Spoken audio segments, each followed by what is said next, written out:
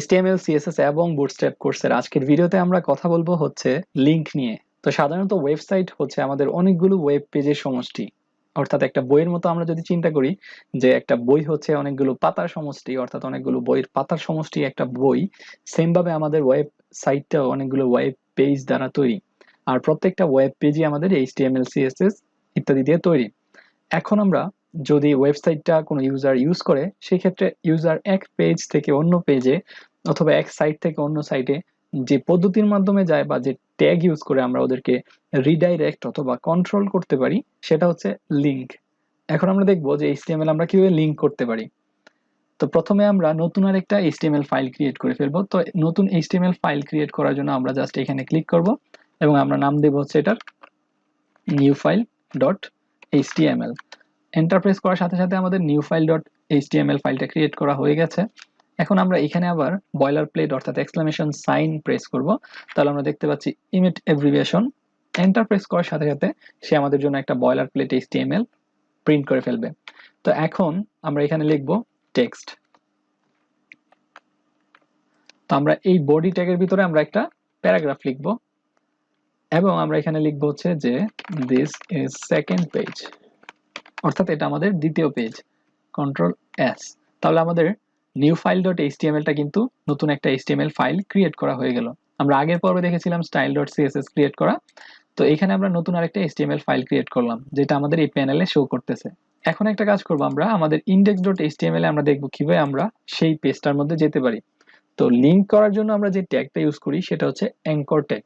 তো anchor tag এ দিয়ে শুরু হয়, অর্থাৎ এ ট্যাগ বা অ্যাঙ্কর ট্যাগ আমরা যেটাই বলি। তো এ লিখে আমরা যদি এন্টার প্রেস করি, তাহলে ভিজুয়াল স্টুডিও কোড আমাদের জন্য এমন একটা এলিমেন্ট তৈরি করে দেবে। তো আমরা যদি এটা একটু খেয়াল করি, সেখানে সে এ ট্যাগটা আছে এবং এখানে এ ট্যাগের ক্লোজ ট্যাগটা আছে। এখানে অ্যাট্রিবিউট হিসেবে আছে HREF। এর মানে হচ্ছে হাইপার রেফারেন্স, অর্থাৎ HTML সেটাকে রেফারেন্স করবে। তো আমরা যদি চাই আমাদের এই দ্বিতীয় পেজটায় লিংক করতে, সেই ক্ষেত্রে আমরা এখানে লিখব নিউ ফাইল। আমাদের অলরেডি সে সাজেস্ট করতেছে নিউ ফাইল ডট এইচটিএমএল, এবং কি লেখা থাকবে যেটার মধ্যে ইউজার ক্লিক করবে, সেই লেখাটা কি হবে এটা আমাদের এখানে লিখতে হবে। অর্থাৎ এই দুই ট্যাগের মাঝখানে যে কন্টেন্ট আছে সেটা হবে আমাদের সেই টেক্সটটা। আমরা এখানে লিখব গো টু নিউ ফাইল। এখন যদি আমরা কন্ট্রোল এস প্রেস করি এবং আমাদের ব্রাউজারে যাই, ব্রাউজারে গেলে আমরা দেখতে পারবো যে গো টু নিউ ফাইল নামে আমাদের একটা লিংক এখানে শো করতেছে। আমরা যদি এখানে ক্লিক করি, তাহলে সে আমাদের দিস ইজ সেকেন্ড পেজ এটা বলতেছে। আমরা আবার ব্যাকে চলে যাব। এখন একটা কাজ করব, আমরা আমরা চাচ্ছি যাতে করে আমরা এটাতে ক্লিক করলে আমাদের এই সেম পেজে ওপেন না হয়, যেন নতুন আরেকটা ট্যাবে তার ওপেন হয়। সেই জন্য আমরা তার টার্গেট সেট আপ করে দিতে পারি। তো টার্গেট সেট করার জন্য HTML আমরা ইউজ করি টার্গেট এই অ্যাট্রিবিউটটা। তো এখানে আমাদেরকে সাজেস্ট করতেছে টার্গেট। আমরা যদি টার্গেট ক্লিক করি এবং আমরা বলে দিই যে ব্ল্যাঙ্ক, তাহলে সে নতুন একটা ব্ল্যাঙ্ক ট্যাবের মধ্যে সে ওপেন করবে, অর্থাৎ নিউ ট্যাবে সে ওপেন করবে। কন্ট্রোল এস প্রেস করলাম। এখন যদি আমরা নিউ ফাইলে ক্লিক করি, তাহলে আমরা দেখতে পারবো যে আমাদের ওয়েবসাইটটার আগের পেজ ইন্ডেক্স পেজটা এখানে রয়েছে এবং নতুন একটা ট্যাবে সে এটা ওপেন করেছে। তো এভাবে আমরা টার্গেট সেট আপ করে দিতে পারি যে সে নতুন ট্যাবে খুলবে নাকি নতুন উইন্ডোতে খুলবে, এই টার্গেট অ্যাট্রিবিউটের মাধ্যমে। অথবা যদি সেমটাই থাকতে চাই, তাহলে আমরা বলবো আন্ডারস্কোর সেলফ। এখন একটা কাজ করব, আমরা দেখলাম যে কিভাবে একটা নতুন ফাইলের সাথে তার কানেক্ট করতে হয় টেক্সট দিয়ে। এখন আমরা যদি চাই যে কোনো একটা ইমেজ, অর্থাৎ ইমেজে ক্লিক করলে সেটা অন্য পেজে যাবে, তাহলে আমরা এখানে জাস্ট ইমেজটা বলে দিতে পারি, অর্থাৎ কন্টেন্ট হিসাবে ইমেজটা রাখতে পারি। এখন আমাদের যে ইম্পর্টেন্ট বিষয় সেটা হচ্ছে আমাদের লিঙ্ক আপ করা। অর্থাৎ আমরা যদি চাই এখানে নতুন একটা ওয়েবসাইটে চলে যেতে, তাহলে আমাদের অবশ্যই HTTPS বলে দিতে হবে।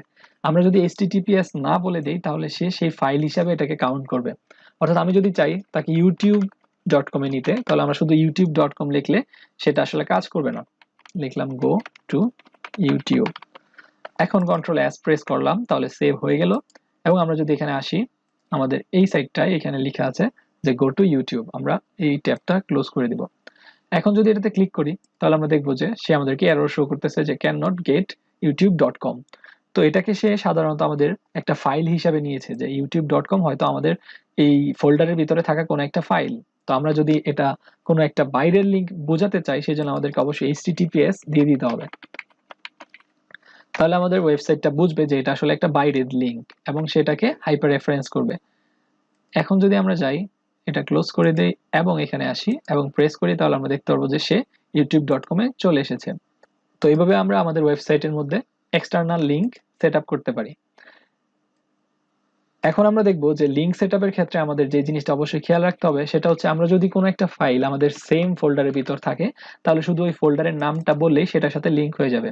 কিন্তু আমরা যদি চাই যে না, আমরা আরেকটা ফোল্ডার নিচে যেতে চাই, অর্থাৎ অন্য একটা ফোল্ডারের ভিতর যেতে চাই, সেজন্য আমরা এখানে একটা ফোল্ডার ক্রিয়েট করব। আমরা ফোল্ডারের নাম দেব হচ্ছে ইনক্লুড।